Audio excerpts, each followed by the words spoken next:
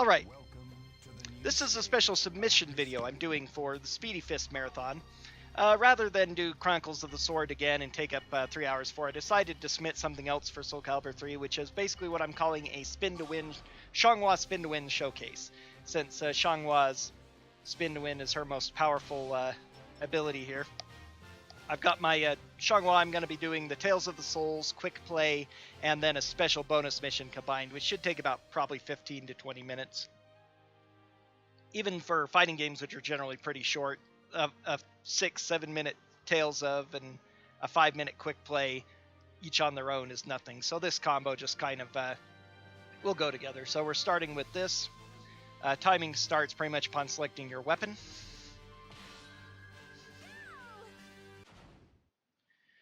And the thing about Soulcalibur 3's Tales of the Souls is it's similar to the arcade mode of most fighting games, but it's got a little something special in it, in that you get to make choices about your path and everything.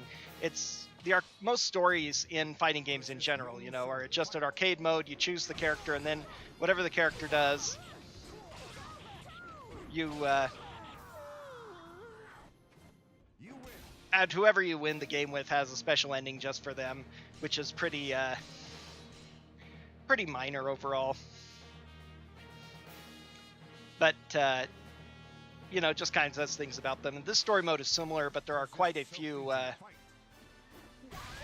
special things that happen in each of these story modes. There's a couple of special game modes and such.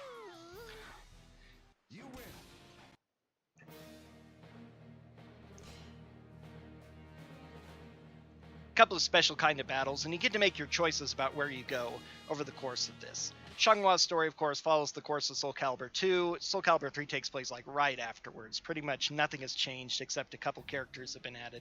Zalsalmel defeats Keelik between Soulcalibur 2 and 3. He goes back to Edgemaster to heal and train up to in order to strengthen his spirit, and Xianghua goes off on her own in order to train his purification powers, rather, and Xianghua goes off on her own to train her spirit and sword skills to be stronger. You get interactive cutscenes like this during the story, which are pretty simple and silly, but it's kind of a neat little touch. If you don't hit left at the right moment, it's a pretty big window, like a second and a half you have to hit the right combo. If you don't do it, though, you'll get hit by the wheel and you'll lose like half your health in this battle, which isn't a very big deal really, but it also makes it slightly slower usually.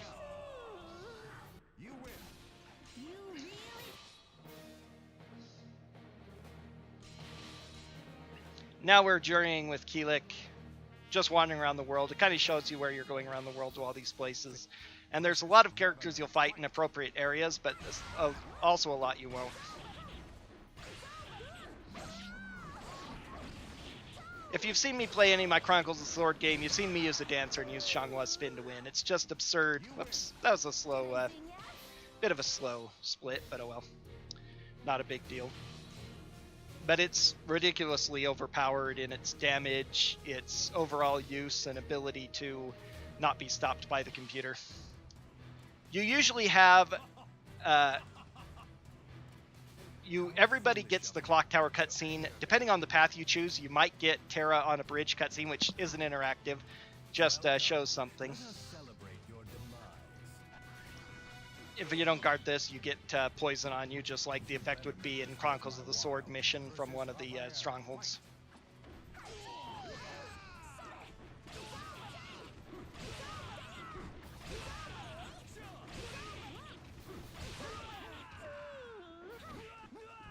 There's some taunting. Oh, again, slow split, but whatever.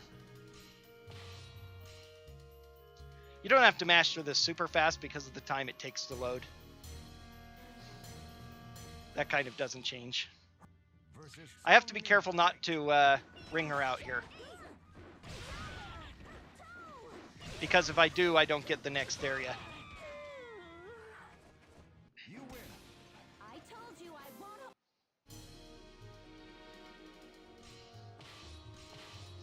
So now this is, each character has a specific path you have to take, which will eventually lead you to Okadan's temple, provided you don't lose any battles, which is basically required for the speedrun here, which I've done here. And this usually fight the person who would be your challenge in the big extended cutscenes at the cathedral, but we get to skip all that by coming in here. Of course, we don't actually want to go in to fight Olkadan because that's even slower. But just doing this, again, really slow split. I'm just bad at timing those, but it doesn't matter that much. But anyway, it allows us to skip all the cutscenes in the final episode. And instead of fighting Siegfried or Nightmare, we fight Zothelmel instead.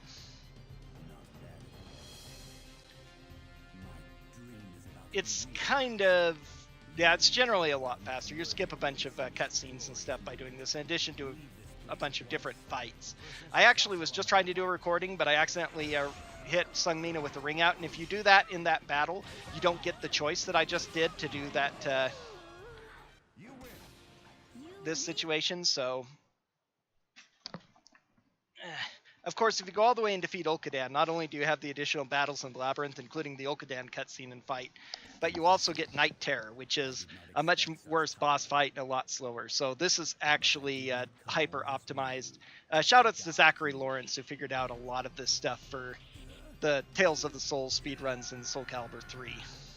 He's the guy who put the most work into figuring out with several different characters, but even apart from that, even though it's the paths are different for each character, the general setup you want to do for these is the same regardless.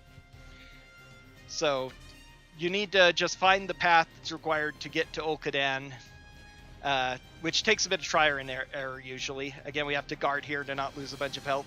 It destroys our weapon and then we get Soulcalibur automatically. If you're playing the game for the first time, this actually allows you to... you unlock Soulcalibur after this battle, and you get to use this Soulcalibur in this battle. And yes, even Big Bad Abyss is nothing before Spin-to-Win. And that's time. 6 minutes, 2 seconds. Kind of a bad fight, but not a huge deal. So yeah, that's Sung Mina. The fastest any other character does, even by the best players, is usually about 7 minutes. Sung Mina Spin-to-Win is just way OP for any of the Soulcalibur characters. So we'll go ahead and go through the ending here as part of the video. I'll probably show that in the credits as well. Even though it's a couple of different things timed together, I can use the overall recording to estimate. As I say, probably about 20 minutes with the endings and such. Wait. Let me do this.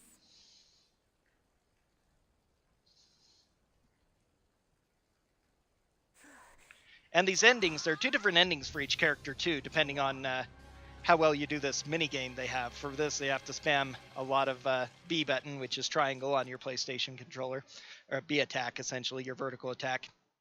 Some of them, most of them, it's just a single input. Sung Mina is actually the hardest. You have to do 5 perfect inputs that are all totally different, as she does a little duel with Yun Sung. Hey, but what happens here is basically just... there's a couple of different scenes depending. Some of them are way different. Some of them are, just slightly different, good or bad. Tira's actually, you invade Sophitia's house and then you choose 2 different directions. And if you choose the right one, you find Pyrrha and she steals Pyrrha away. If the other one, you get found and chased out by Cassandra and Sophitia, and then Soul Edge possesses Tira as his body instead of Pyrrha. Couple of different things. Everybody has their different endings and such. It's pretty neat. You're hopeless. I've got a custom color on Xianghua here too. One of the neat things you could do in Soulcalibur 3 was customize each character's appearance. Sadly, even if you only get to choose the character you're playing's appearance, I couldn't use one of the extra outfits for Keelik or something. Are you asleep? Although it's customizing the colors rather than the outfit itself. Soulcalibur's 4 and onwards, they actually let you change the equipment of the character themselves. You can't do that here, but yeah. Keelik's good ending with Xianghua is a lot more romantic, of course, but whatever. They're a cute couple. I received gold I don't do anything with because I've totally maxed out this game. Okay, now we're going to go on to quick play, which is super simple. Let's see. Got to open up the right thing. Quick play. Soulcalibur. Okay. 3. Do I have a different layout for it? I can't remember. I don't believe I do. We'll just use Tales of Sword. It's a whatever. Okay, Soul Arena Quick Play is your basic arcade. And we're going to go ahead and use Xianghua for that. We're on normal, options, battle count 2, CPU level is normal, battle time is 2. Weapons have no effect, just the other important thing to note. That kind of needs to be shown before the thing starts. Oh, I'm starting a little late too. Oh well. I really miss being able to say things during this scene as well.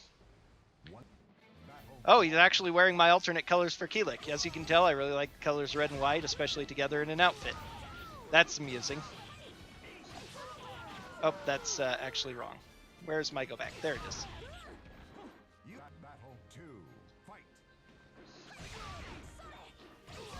I'm really not used to battles being, playing battles where it's multiple things. Okay, there's stage 1. You win. This is a traditional costume 2 for Taki. Battle 1. Fight.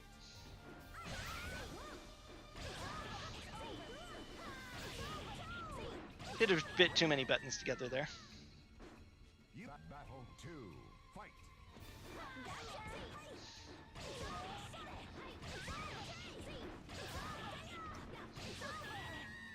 That's stage 2. A little late, but whatever. It may also look like I'm splitting a little bit earlier on the screen since capture card has a 2-3 second delay. Come on. Be nice already.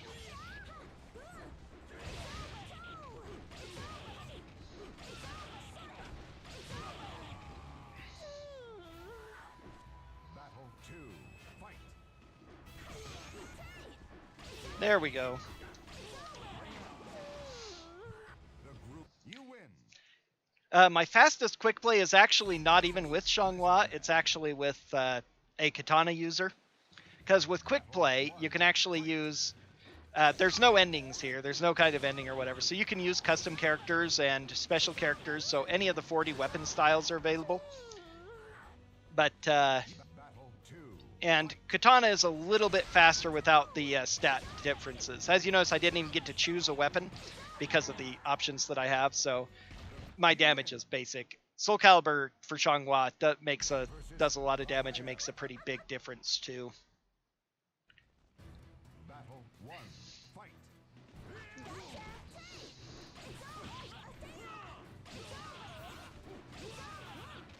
This is about as consistent as fighting games get, though. Battle 2. Fight.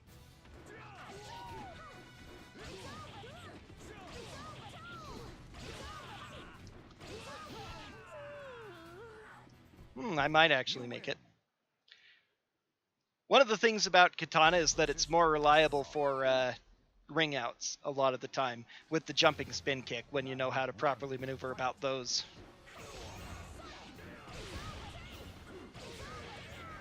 With Soul of Xianghua, you're a lot more vulnerable to the movement of the enemy as to whether you can actually get a ring out or not, as well as whether they're attacking you or not.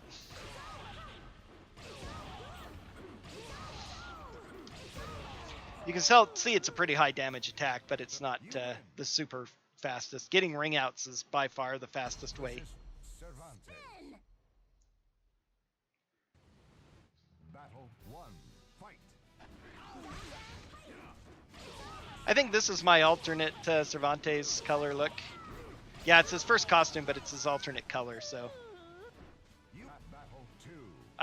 I didn't do much with a lot of the characters here. This is also actually my secondary memory card that I'm using rather than my primary one, where I have more colors I put a lot more time into. That was a lot better than my last stage 7. Wow.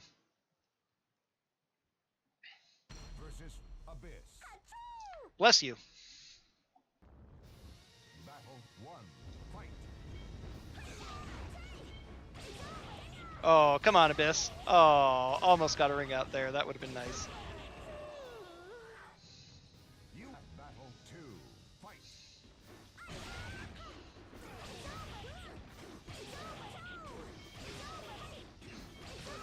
And that's it. Yay! A new PB. I don't think it's the world record, though. I think Karakorn? Witchicorn, I think, or still has the world record. He's put the most time into a couple of these, but that's that. And now I guess I'll just open this split. This I use for just various things when it's only a single split. It's the timing, which I'm going to be using to time out the... Soulcalibur 3. maybe I'll do the layout to single bar. So I've got his time here. I can actually maneuver this a little bit. Change the screen, make it look a little prettier for this. A little bit bigger. Probably wasting a silly little bit of time doing this, not necessary, but oh well. Playing something else out. Okay, the other thing you can do in Soul Arena is missions. As you can, let's see, we're going to keep to Xianghua. Wait. Need her red costume because I like red. We're going to go with Soulcalibur again. And I think that this actually has in-game time anyway, so... But this is Final Battle Hard. This is versus the wonderful, wonderful Night Terror that everybody loves so much. So let's see how long it takes me to beat him. And let's go.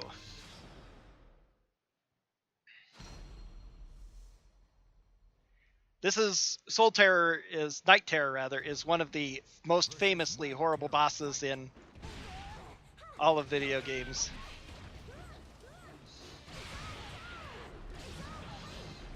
You can't ring him out for one thing, he just flies back on, which wastes a bit of time. Unfortunately, again, I have no control over that. Because of that, he's really good at not caring.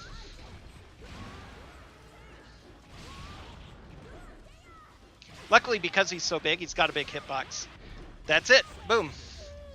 So much for the great and mighty Night Terror on hardest difficulty. That is the power of Spin-to-Win in Soulcalibur 3.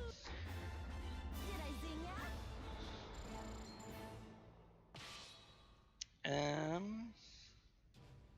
don't want to retry. I want to make sure that I was on hard because I can't remember. It might. No, it's probably not going to show that though since I did character select. But I can check the time.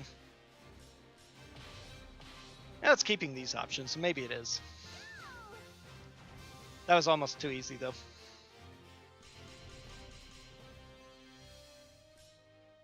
$20.35, which is what I just did, defeat Night Terror. So there we go. So that's my about roughly 20-ish minute submission video for Soulcalibur 3 Xianghua Spin-to-Win showcase. So we'll see if I show this off in Speedyfists or not. Till next time.